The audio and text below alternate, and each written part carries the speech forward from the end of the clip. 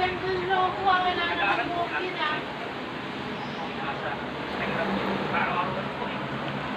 one is the wire for LED backlight inside the television. This one is sample backlight to trace if the backlight inside are defective. That's what.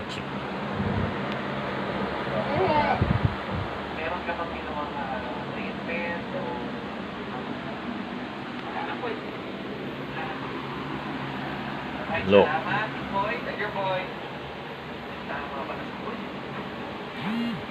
Backlight tester are okay.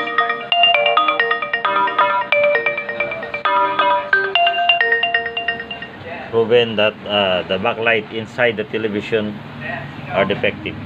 You need to replace it ASAP.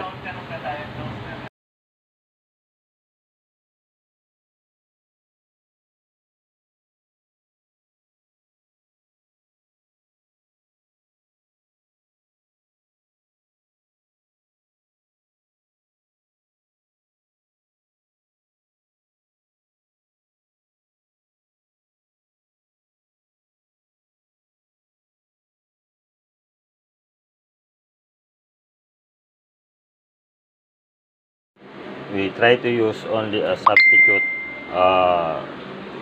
LED backlight from Samsung.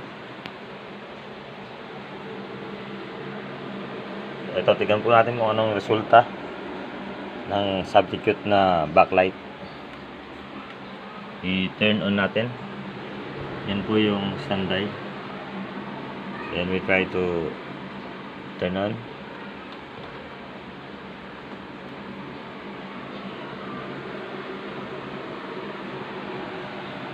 Ayan po. It's work now. Hindi naman po updated po kayo dyan. Nung panahon na kasagsakin na page is umabot pa ng 60 to 70 pesos, pinasok ng UTI, kinontrol ng UTI para ma-maintain Done. na bigyan nila ng SRP.